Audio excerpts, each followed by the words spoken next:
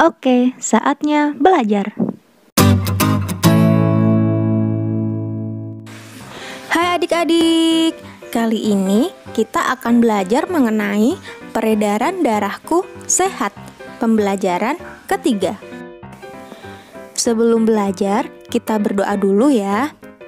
Oh iya, jangan lupa untuk subscribe channel ini dan nyalakan tombol loncengnya agar tahu ketika ada video baru.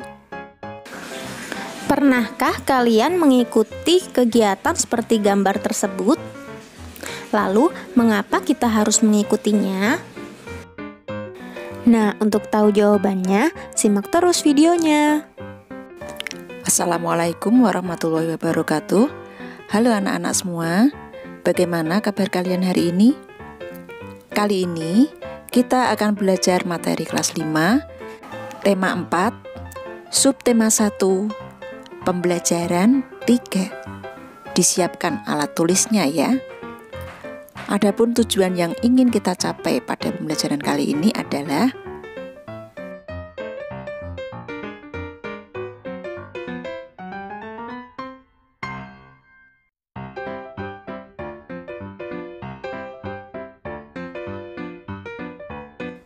warga masyarakat di tempat tinggal Edo sedang kerja bakti.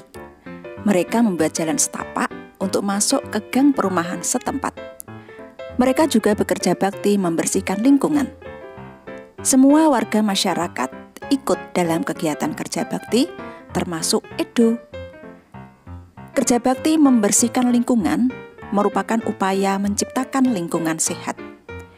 Dengan lingkungan sehat, warganya pun hidup sehat. Semua warga harus mengikuti kerja bakti, karena kerja bakti merupakan kewajiban sekaligus tanggung jawab setiap warga masyarakat. Sebagai warga masyarakat, kita juga berhak untuk hidup di lingkungan yang bersih dan sehat. Tahukah kalian apa yang dimaksud dengan kewajiban, hak, dan tanggung jawab? Kewajiban adalah sesuatu yang harus dilakukan dengan penuh rasa tanggung jawab. Hak adalah sesuatu yang mutlak menjadi milik seseorang dan penggunaannya tergantung kepada orang yang bersangkutan. Sedangkan tanggung jawab adalah tugas dan kewajiban yang harus dilaksanakan.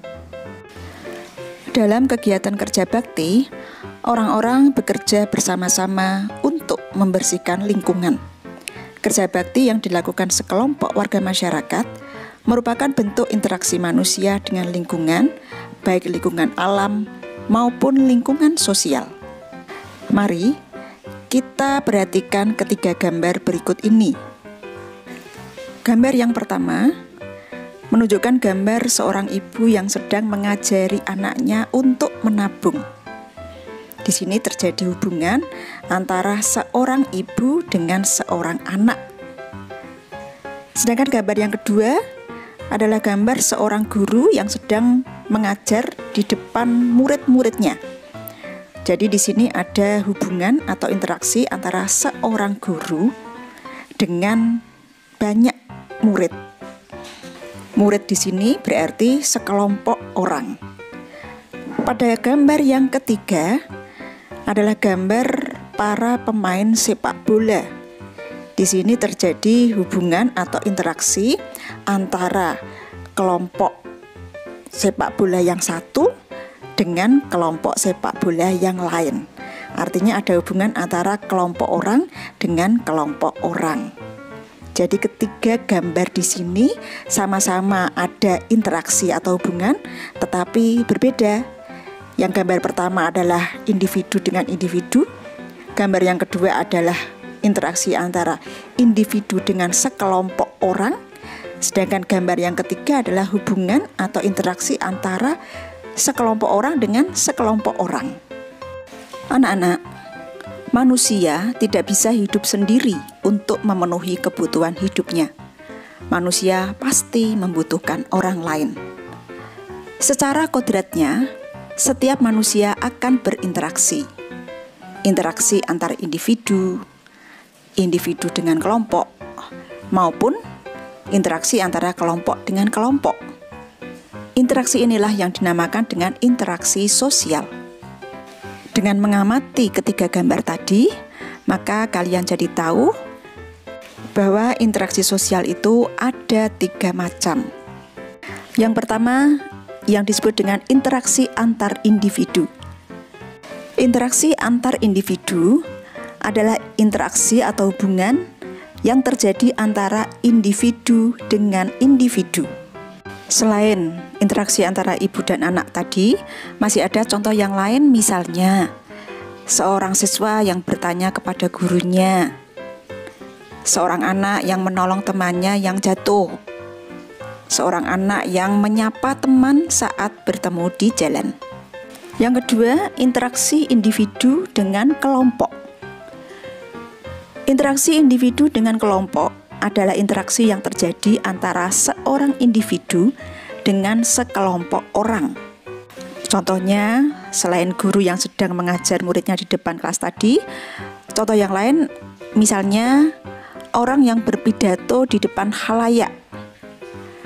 Lalu presiden dengan rakyatnya.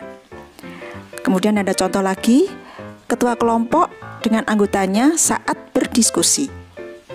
Yang ketiga, interaksi antar kelompok. Interaksi antar kelompok adalah interaksi yang terjadi antara 2 kelompok atau antara kelompok dengan kelompok. Yang dicontohkan di gambar tadi adalah pada pertandingan sepak bola. Contoh yang lain misalnya pertandingan basket antar sekolah. Lalu suatu kelompok yang sedang melakukan representasi di depan kelompok lainnya saat pembelajaran di kelas. Interaksi sosial penting dilakukan oleh setiap individu, karena dengan melakukan interaksi sosial, individu dapat mencukupi kebutuhan hidupnya. Namun, interaksi sosial tidak selamanya mengarah kepada kebersamaan atau persatuan. Oleh karena itu, interaksi sosial dibedakan menjadi 2, yaitu interaksi yang mengarah ke persatuan dan interaksi yang mengarah ke perpecahan. Interaksi yang mengarah ke persatuan, contohnya, siswa bergotong royong membersihkan lingkungan sekolah. Siswa bermusyawarah dalam pemilihan ketua kelas. Interaksi sosial yang mengarah ke perpecahan, contohnya saling mengejek teman. Ini juga akan menimbulkan perpecahan. Lalu tawuran antar pelajar, ini juga mengakibatkan perpecahan. Masyarakat Indonesia yang hidup tersebar di berbagai wilayah Indonesia memiliki beragam karakteristik yang berbeda. Perbedaan tersebut mencakup aspek seni, ekonomi, sosial, budaya, maupun politik. Setiap warga negara hendaknya memahami bahwa perbedaan merupakan kodrat dari Tuhan Yang Maha Esa. Oleh karena itu, bangsa Indonesia harus mengelola perbedaan tersebut menjadi suatu kekuatan. Ada 3 teori sosial budaya di Indonesia yang hingga kini berlaku di masyarakat, yaitu musyawarah, paternalistik, dan gotong royong. Nah, budaya ini jika dikembangkan akan mendukung pembangunan nasional dan ketahanan aspek sosial budaya yang tangguh. Setiap warga masyarakat Indonesia harus bertanggung jawab dalam meningkatkan pengalaman sosial budaya. Tanggung jawab tersebut diantaranya menjaga kebersihan, ketertiban, dan keamanan lingkungan. Kekuatan masyarakat terletak pada ikatan kerjasama. Pentingnya kerjasama dalam masyarakat dapat diungkapkan dengan sebuah pantun. Mari kita baca pantun berikut ini. Turun ke paya, memetik kangkung. Hati senang dibantu si dia. Bergotong royong penduduk sekampung, hasil mufakat hidup bahagia. Makna pantun tersebut adalah pentingnya kerjasama dan mufakat dalam masyarakat untuk mencapai kehidupan yang bahagia. Mari kita baca pantun berikutnya. Merah muda baju si bibi, di tangannya ada bayam seikat. Masalah warga datang bertubi, berkumpullah untuk mufakat. Bagaimana makna pantun tersebut? Iya, maknanya adalah setiap manusia hendaknya menyisakan waktu untuk berkumpul bersama warga kampung dalam membicarakan masalah bersama hingga mencapai mufakat. Anak-anak, pesan Bu Guru dalam pembelajaran ini adalah kita harus menghindari interaksi sosial yang mengarah pada perpecahan. Ingatlah, bersatu kita teguh, bercerai kita runtuh. Nah, anak-anak, sekian dulu pembelajaran kita kali ini. Semoga bermanfaat. Sampai berjumpa kembali di pembelajaran berikutnya. Wassalamualaikum warahmatullahi wabarakatuh. Terima kasih sudah menonton. Jangan lupa like, komen, dan subscribe. See you adik-adik.